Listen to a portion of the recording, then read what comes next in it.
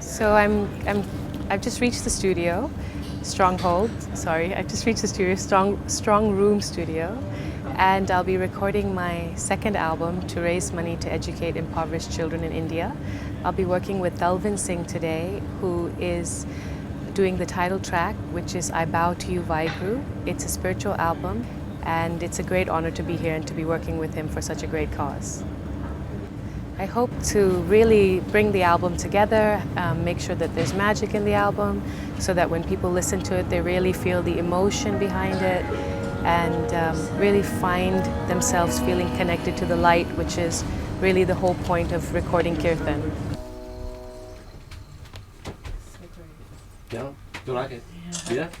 Brilliant. Brilliant. Phenomenal. Right? Brilliant. But Rakesh just made The food is really good. It's The mixing, everything is phenomenal.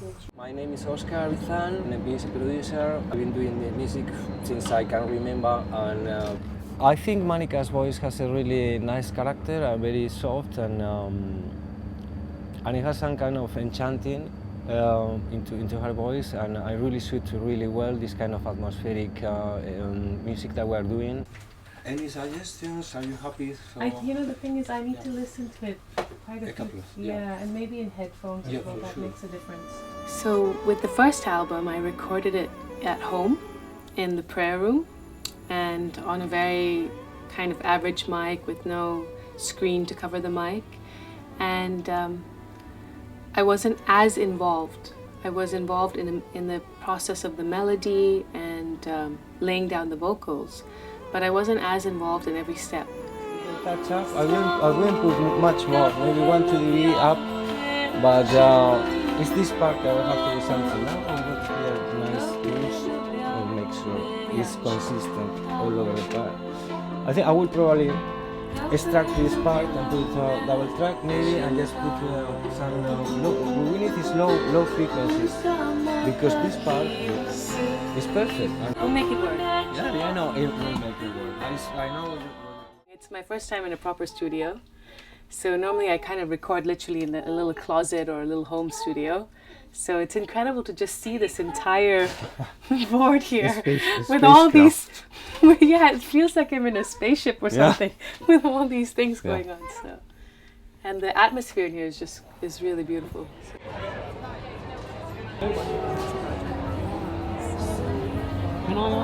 We've got this week in the studio, so we'll be coming in every day. I've done a lot of work beforehand in Dubai, and we've done a lot of work via email and Skype. My name's Francesca Ter-Berg, and I play cello, and I'm here to work with Manika on her album. I've worked with Talvin Singh, who won the Mercury Music Prize, and rappers like Riz MC, and I'm also in a band called Samly and Friends, also Mercury nominated. This is a nice cello, but it's not a super expensive cello.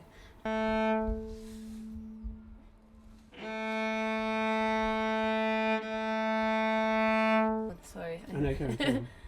Yeah. Yeah. Okay.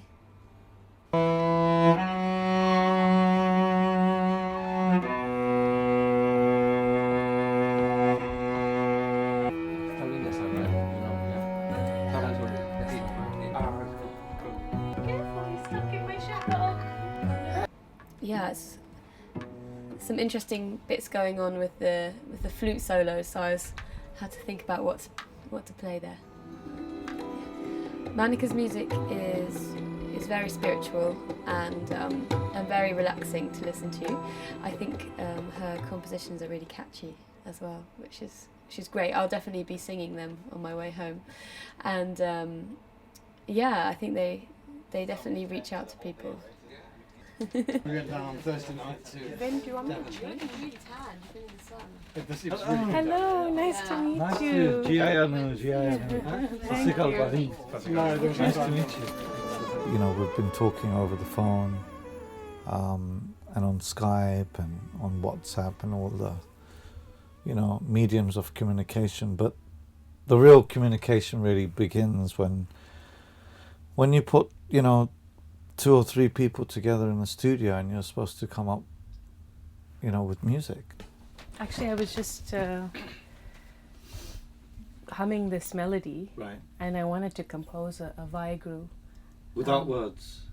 Yeah, without words. I was just humming this melody, and I Right. started singing Waheguru to it, and then I felt like it needed something, and I don't know, just started singing I Bow to You Waheguru, and it just, I felt like it flowed beautifully, and I felt like, if you're listening to the track, you could really feel your soul bowing to the light, and that's how I hope people feel when they listen to it. Yeah. Now it's really interesting. When I first heard it, it made me think a lot, which it shouldn't do, Okay. but maybe because I'm just a bit of a thinker. And the whole point is you shouldn't think, you should just, enjoy and Feel. feel and be with the music. The end result should be that, you can just really be lost in the music. Yeah. And I think that's what you were referring to when I had sent you the last That's track. right. And I got the message straight away because it wasn't quite doing that. It was making you think. And so I think we have to try to achieve that together, of how can we make it obviously Magic. poetic, magical, but how can we have that simplicity where you don't think about the music, you don't think about performance. Because performance is, I think it's also a form of ego. We're not important. The instrument is actually the most important thing. And our instruments are so sophisticated that we give all complete reverence to the instrument. So the concentration is on what can the instrument do, not what we can do. For me, it's the message and it's the words. Yeah. All that matters is the Bani, Right. and giving that respect to the Bani and sending it across in such a beautiful way that it touches the soul Right. and makes that person feel connected to the light within. Right. At the end of the day, it is an internal journey. Of course. But we can't, we still have to realize the fact that somebody could be listening to your song and doesn't speak English. Yeah. It could be my mother. And so in that respect, the sound which we create is also so important, right? Yeah, so let's start pressing some buttons. I'm here so that we can record the final vocals and lay down the rest of the work for the track and just get it to that place where it's magic. And that's kind of what Talvin does. And it's like he wanted the cello for 8 bars, and he called Francesca, who plays the cello, back in today just to lay those 8 bars in to perfect that track. I just feel like it has to make a journey. It has to go somewhere. But if we stick to the arrangement and just basically get the vocals, the main vocals, and I think also the feeling tonality. Let's really get it down, the vocal. It was incredible meeting her because, one of the things I realized is, Can you turn down the guide vocals a bit? she has this incredible natural gift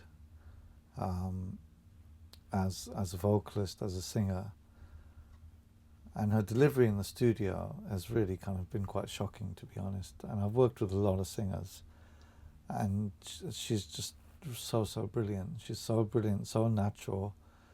And I feel it's because of the core of her intention of why she's singing, why is she making music. What are the reasons behind it? What is that intention? Which is kind of manifesting a supreme quality in a performer, in an artist. And it is this meditation and this idea of something's more important than ourselves. And I think that's possibly why her performance was just incredible in the studio. And so I've had a relative easy day.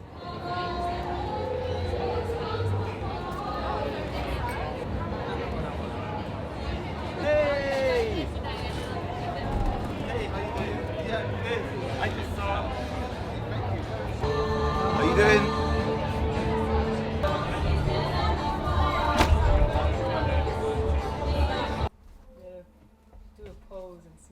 I do a pose. What do you do with that? Can you just? I don't know if I just thought I'll bring it. This is on the track. So the cajon is actually not on the tracks, I think. I've got to document all this for myself. Yeah. I take a passage from the Gurbani and I compose music to it, and then building the whole track, recording the track, putting in the harmonies, putting in all the interesting elements. You know, doing that, you hope to be able to deliver that track to the heart of the listener and make them feel connected, and hopefully they feel that there's an awakening happening within them, and they start asking themselves the important questions in life, and get on that path of finding that balance and peace.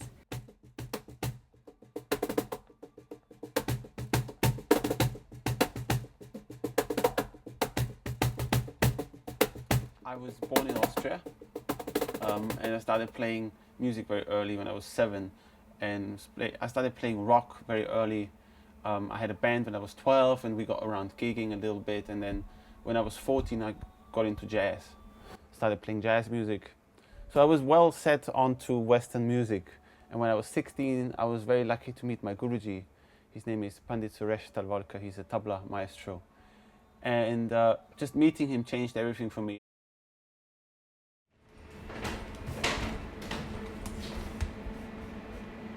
Actually, I'll just grab Oskar because I think we need to play this. We're just, third day in the studio, been burning the midnight oil most days. Got some photos of Vin sleeping on the chairs. We're kind of not even close to getting done. No. We still have 2 more tracks to get through. And what's really fun is we weren't going to do this track for this album. It's called Aukhee Gharhee. But yesterday when I met up with Jyotsna, we've decided to record this track and put it into the album. So now we're having an additional track in the album with the amazing Carnatic jazz violinist Jyotsna. So we're going to see her do her thing when she gets here. So I'm really excited. Oh my God, it's been 5 days of working. Wow. But it's been fun. Yeah. Apart from the long drive from 2 hours. From 2 Uxbridge. hours for me to get here. It's just turned out so much better than I hoped. You know, it's hopefully if it's meant to be, it's all going to come together beautifully, and we're going to have an amazing album. And what I can't believe is this is my 2nd album, and I'm going to be collaborating with Talvin Singh, with Rakesh Chirasia, with Jyotsna, and with Circle of Sound. So this album is far above what I expected. Jyotsna has just arrived. She's pulling her violin out. You're a big fan of hers. Yeah, I have a little crush. Have you met before? Well, actually, we met for the first time yesterday, but no, I've listened to her incredible music, and I've kind of followed her work because she is involved in charity. Hey! Hi! Yeah, I'm so excited you're here. Hi, how are you? Yes, dear, fine.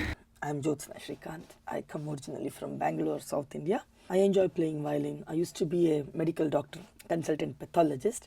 Now I have given up pathology since 2007 and decided to take up violin full time.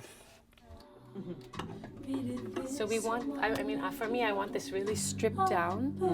Your violin and the voice really mellow. Yeah, you too. Yeah.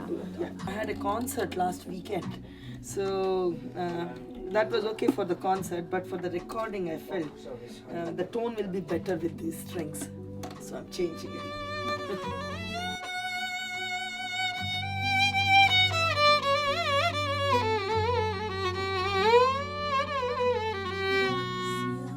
Oh my God.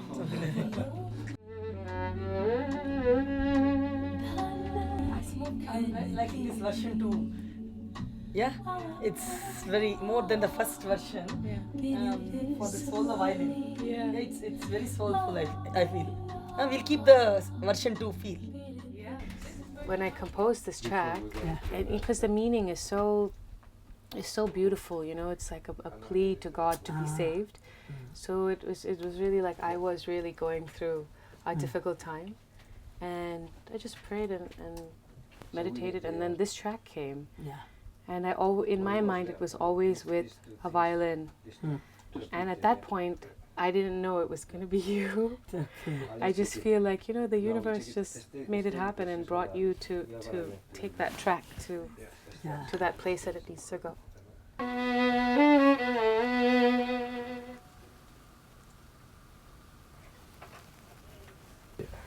So, so if you could just play for a minute more.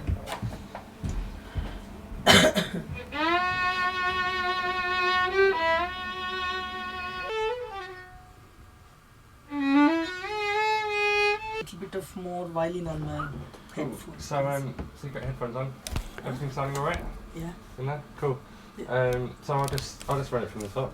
If you like, I just need to set levels as you're playing. No problem. You just play it from the top. I'll just keep playing. Cool. A little bit of more violin on the headphones. That's all. But that's fine.